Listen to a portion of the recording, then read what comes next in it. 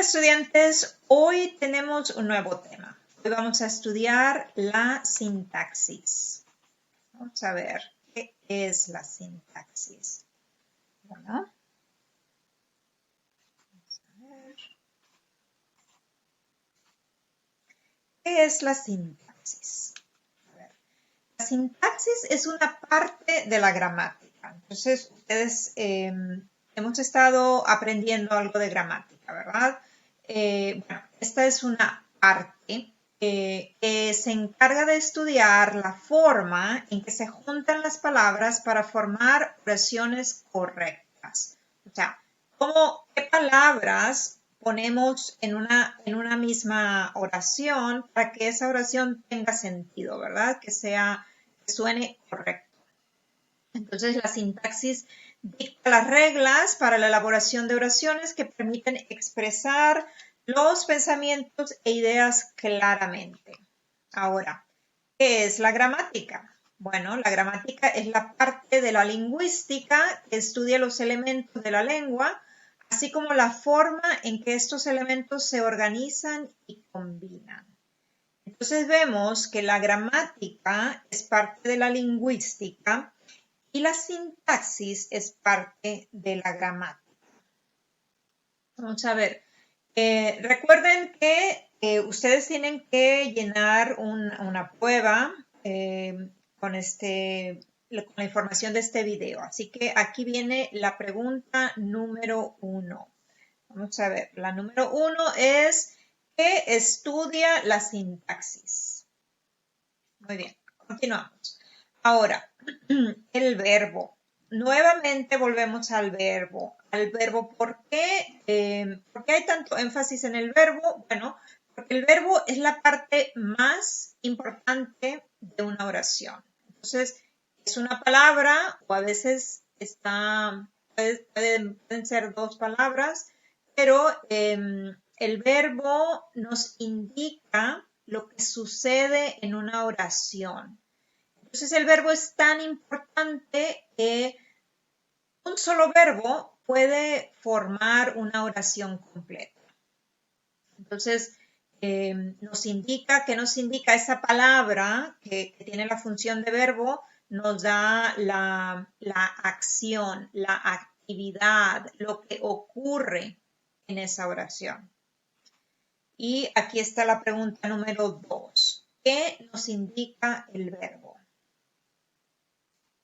Muy bien. Bueno, el verbo, palabra que indica una acción, ¿verdad? Esto ya lo dijimos. Ahora, esta acción no tiene que ser necesariamente física. Hay diferentes tipos de palabras que pueden ser verbos. Entonces, cuando hablamos de acción, o sea, es posible que pensemos en algo físico, ¿verdad? Cuando pensamos en acción física, como escalar una montaña, etcétera. Entonces, ya lo hemos visto, vamos a repasar que el verbo puede ser diferentes tipos de actividades. Por ejemplo, una actividad física, ¿verdad? Como física que hacemos con nuestro cuerpo físico, correr, hablar, caminar. Pero también puede ser una actividad mental. Entonces, algo que sucede aquí en nuestra mente, ¿verdad? Imaginar, creer, esperar, pensar, soñar. Y entonces ya no estamos hablando de una actividad física, sino de una actividad mental. También puede expresar una condición. Entonces hay palabras que no expresan necesariamente actividad física o mental, pero sí una condición. El verbo ser, por ejemplo, yo soy profesora, ¿verdad? Soy no es una actividad física, no es algo que hago con mi cuerpo, no es algo que hago con mi mente, es una condición, la condición de ser profesora. Tener, yo tengo una mascota, ¿verdad? Entonces no podemos decir que tengo, es una actividad física ni mental. Parecer, sentir también son condiciones. Muy bien, entonces aquí viene la pregunta número 3.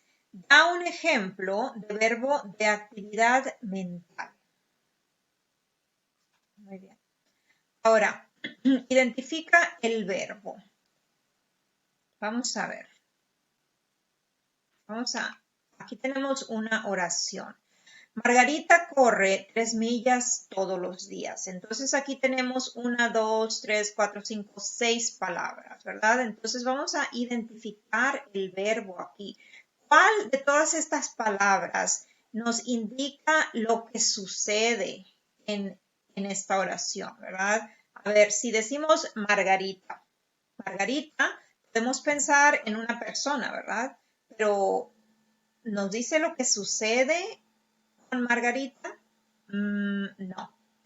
Tenemos la palabra 3, ¿verdad? La palabra 3, claro que nos podemos imaginar el número 3, ¿verdad? Y si decimos 3 millas, bueno, pues eso nos da más información todavía, más clara, pero 3 millas no nos dice lo que está sucediendo en esta oración. Todos los días, todos o días, tampoco nos indica lo que sucede en la oración, entonces nos queda corre. Corre, aquí sí hay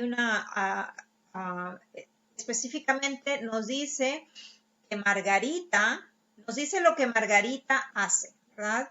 ¿Qué hace Margarita? Corre 3 millas todos los días. Y esto sería una actividad física. El niño cree en los Reyes Magos. Vamos a ver aquí cuál es la palabra que nos indica una acción, que nos indica lo que sucede en esta oración. Sabemos que en esta oración se trata de el niño, ¿verdad? De un niño.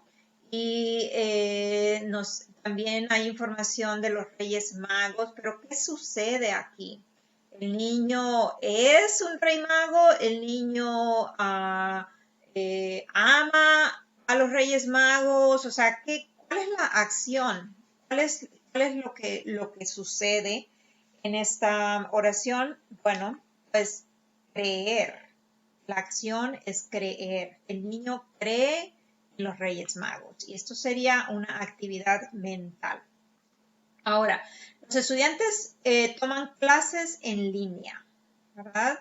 Entonces aquí vemos que tenemos los estudiantes. Si decimos los estudiantes, sabemos a qué nos referimos, ¿verdad? Pero, ¿qué acción? ¿Qué sucede? ¿Qué sucede con los estudiantes?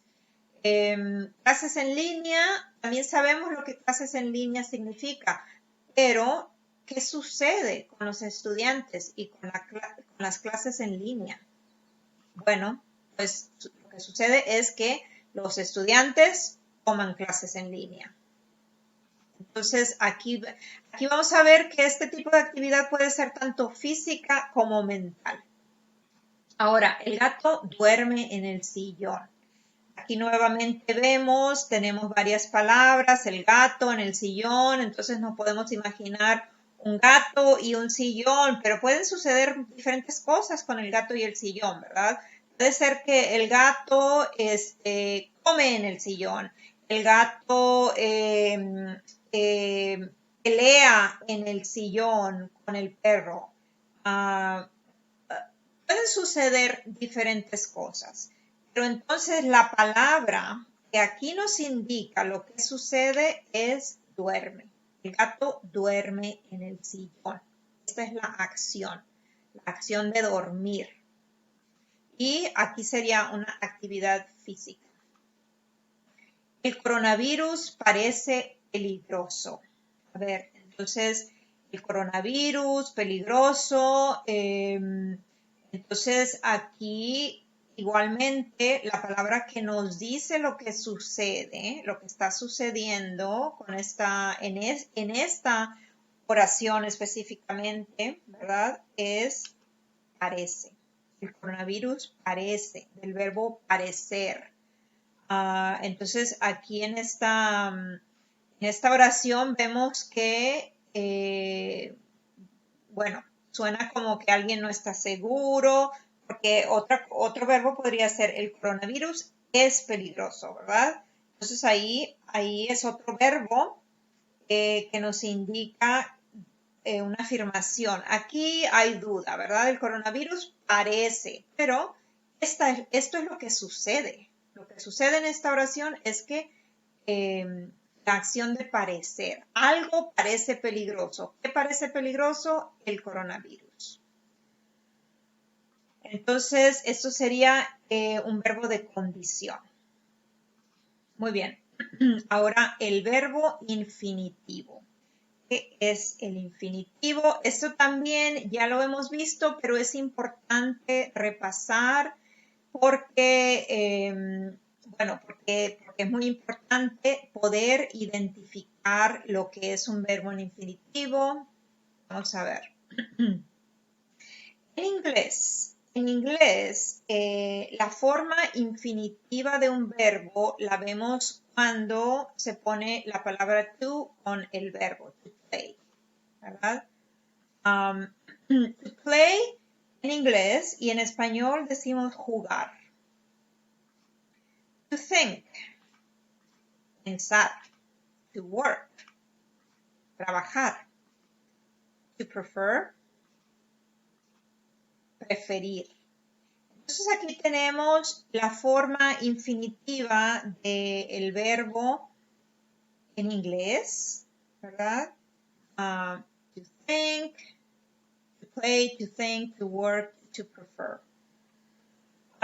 Y en español ya habíamos dicho que todos los verbos en infinitivo en español van a terminar en ar o van a terminar en er, que bueno, aquí en este caso no hay uno de er, pero también terminan en ir. En inglés, los verbos en infinitivo tienen dos palabras. Eso ya lo dijimos, to, más la forma que aparece en el diccionario. Speak, to tense. Ahora, no puede usarse en una oración a no ser que haya otro verbo conjugado antes. Entonces, cuando estamos escribiendo en español, no podemos usar el verbo pensar o jugar o trabajar o preferir solo, a menos que vaya acompañado con otro verbo. Por ejemplo, quiero jugar, me gusta pensar, voy a trabajar o voy a preferir, ¿verdad? Y es igual en inglés, ¿verdad? Muy bien. A ver, vamos a ver un poco más de esto. ¿A qué nos referimos con esto? No podemos decir tú salir al cine.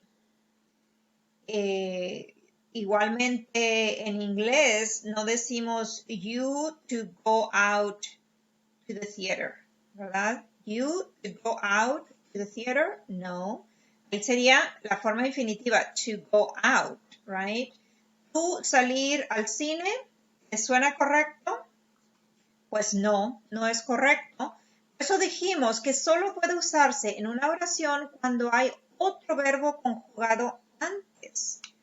Entonces, tú salir al cine es incorrecto.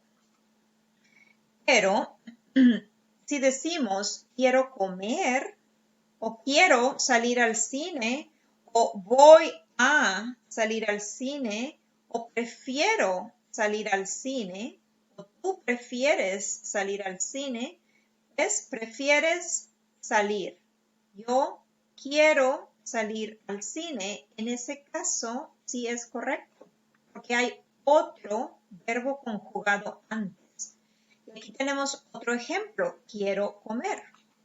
Yo quiero comer sopa y ensalada. Entonces, recuerdan, dijimos que el verbo en infinitivo comer no puede estar solo. No podemos decir yo comer sopa y ensalada, ¿verdad?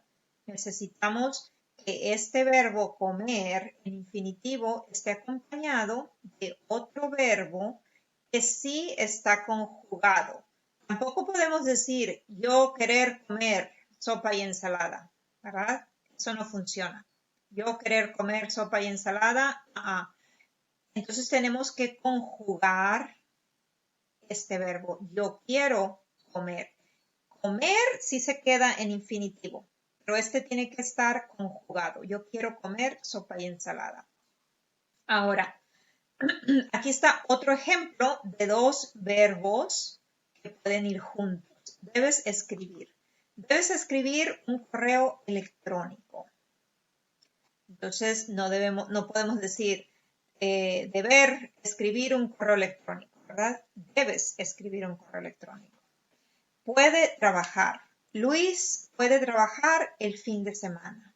Entonces, fíjense cómo el segundo verbo termina en ir, ar. Entonces, eso les indica que este verbo está en infinitivo.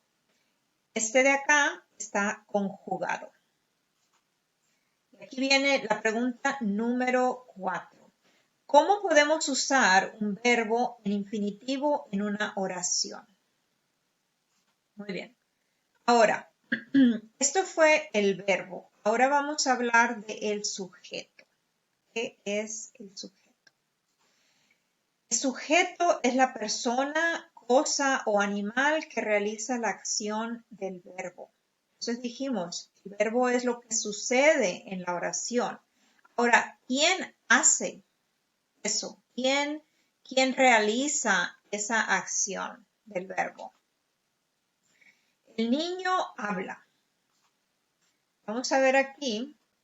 Ustedes ya pueden identificar el verbo, ¿verdad? El niño habla. Tenemos tres palabras. El niño habla. ¿Cuál de estas palabras sería el verbo? ¿Cuál nos indica lo que sucede en esta oración? Aquí el niño habla, pues es habla, ¿verdad? Esta es la acción de hablar. Entonces, este sería el verbo. Ahora, dijimos que el sujeto es la persona, cosa o animal que realiza la acción del verbo. Ya identificamos el verbo aquí, hablar, ¿verdad? Habla. ¿Quién habla? ¿Quién realiza la acción de hablar? El niño. Entonces, el niño es el sujeto. Ahora, los niños hablan. Vamos a ver aquí. ¿Cuál es la acción? ¿Qué es lo que sucede en esta oración? ¿Los niños hablan? Bueno, pues hablan, ¿verdad? Hablan viene del verbo hablar y esta es la acción de hablar. ¿Quiénes hablan? Los niños. Entonces, en este caso, los niños son el sujeto. Y fíjense que puede parecer la misma oración, sin embargo, no es exactamente igual, ¿verdad? El niño habla, los niños hablan. En una oración, el sujeto siempre concuerda en persona y número con el verbo. ¿Qué significa esto? El sujeto siempre concuerda en persona y número con el verbo. Aquí tenemos, vamos a empezar aquí, el niño, ¿verdad? Ya dijimos que el niño es el sujeto. ¿Y ustedes piensan que podemos decir el niño hablan? ¿Podemos decir el niño hablan? No, no podemos decir el niño hablan. Eso no tiene sentido porque aquí tiene que concordar, tiene que haber un acuerdo entre el niño, el sujeto y el verbo. Si decimos el niño, sabemos que estamos hablando de una sola persona, el niño. Entonces, el verbo tiene que concordar con el sujeto y decir el niño habla. Pero aquí, cuando tenemos el sujeto de plural, los niños, estamos hablando de más de un niño. Entonces, sabemos que esta palabra de aquí, el verbo tiene que concordar, tiene que estar de acuerdo. No podemos decir los niños habla, ¿verdad? Ahí no tiene sentido, no concuerda. Entonces, aquí es lo que estamos haciendo aquí, estamos haciendo que el sujeto y el verbo estén de acuerdo en cuanto a la persona. ¿Quién es la persona? En este caso, los niños, ellos son los que hablan, ¿verdad? En este caso, el niño, él habla. Entonces, la persona y el número. El número, aquí es una persona, un número, o sea, un sujeto y aquí dos. O tres o cuatro, no sabemos. Entonces, aquí viene la pregunta número 5. ¿Qué es el sujeto? Ahora, vamos a continuar con la concordancia. El sujeto debe concordar con el verbo. ¿Qué significa la concordancia? Vamos a dar más ejemplos de esto. Aquí tenemos una oración. Yo estaba allí. Yo estaba allí. Vamos a ver, esto tiene sentido, ¿verdad? Tenemos la frase yo estaba allí. Me suena bien, tiene sentido, hay concordancia. Sin embargo, si decimos yo estábamos allí, ¿qué piensan?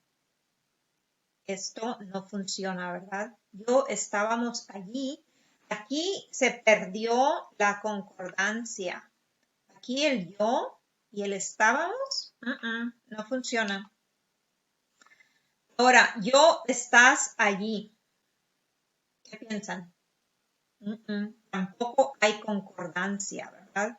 Yo estás allí no tiene sentido porque yo y estás no están de acuerdo aquí.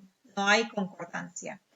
Si tenemos el verbo estás, aquí tendría que cambiar, ¿verdad? Tú estás allí. Entonces sí, pero yo estás allí, no funciona. Yo está allí. Yo está allí. Pero si dijéramos ella está allí, eso sí. Usted está allí también, ¿verdad? Entonces, esta tampoco funciona.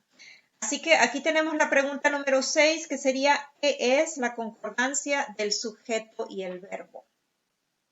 Muy bien. Ahora vamos a continuar. ¿Cómo se encuentra el sujeto? Vamos a regresar a esta oración. Yo estaba allí. Yo estaba allí.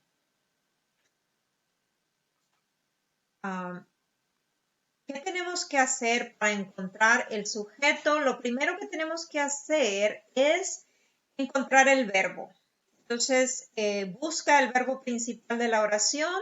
Aquí tenemos la oración, yo estaba allí. Entonces, tenemos 3 palabras. Yo estaba y allí. ¿Cuál es el verbo en esta oración? ¿Cuál es la palabra que nos indica lo que sucede en esta oración? ¿Yo nos indica lo que sucede? No, nos indica quién, ¿verdad? ¿De quién estamos hablando aquí? Allí nos indica lo que sucede, tampoco. Entonces, estaba. Estaba es la palabra verbo, la palabra que nos indica la acción. Entonces, una vez que identificamos el verbo, vamos a buscar el sujeto con esta condición. El sujeto debe concordar con el verbo, como dijimos ya anteriormente, ¿verdad? Entonces, estaba concuerda con yo, ¿verdad? Yo estaba. Y vamos a ver que este va a ser el sujeto. Entonces, estaba es el verbo, yo es el sujeto. Aquí viene la pregunta número 7. ¿Cómo se encuentra el sujeto? Entonces, vamos a ver, como dijimos anteriormente también aquí, que encontramos el sujeto y hay que preguntarse, ¿quién realiza la acción? ¿Verdad? ¿Quién realiza la acción de estar? ¿Quién estaba? Yo. Entonces, yo va a ser el sujeto. Muy bien. Ahora, hay distintos tipos de sujeto. Vamos a ver. Oscar cantó muy bien. Entonces, ¿Cómo encontramos el sujeto? Buscamos el verbo, ¿verdad? Oscar cantó muy bien. ¿Qué es lo que sucede en esta oración? Lo que sucede es que alguien cantó, ¿verdad? Es la acción de cantar. Entonces, vamos a decir, aquí tenemos el verbo, cantó, y vamos a preguntarnos quién. ¿Quién cantó? ¿Quién o qué? ¿Verdad? Si es una cosa, vamos a hacer la pregunta aquí. ¿Quién realizó esta acción de cantar? Pues Oscar. Entonces, eso nos da la respuesta de cuál es el sujeto. Oscar, en este caso. Ya llegaron los primos. Ya llegaron los primos. Entonces, vamos a ver aquí. Ya llegaron los primos. Aquí vimos que el sujeto está antes del verbo. No siempre se encuentra el sujeto antes del verbo. Por ejemplo, aquí, llegaron es el verbo, ¿verdad? Llegaron es el verbo. ¿Quién? ¿Quiénes llegaron? Bueno, los primos. Entonces, este va a ser el sujeto aun cuando no está antes del verbo. Ahora, tenemos otra oración. Caminamos por 2 horas. Entonces vamos a encontrar el verbo primero. ¿Cuál es el verbo de caminamos por 2 horas? Bueno, pues caminamos, ¿verdad? Caminamos viene del verbo caminar. Entonces aquí vemos caminamos por 2 horas. Ahora dijimos, ya identificamos el verbo. Ahora vamos a preguntarnos quién hizo la acción. ¿Quién caminó por 2 horas? A ver, ¿dónde está? ¿Dónde está? No lo vemos, ¿verdad? Pero yo creo que ustedes pueden inferir la respuesta de quién. ¿Quién hizo esta acción de caminar por 2 horas?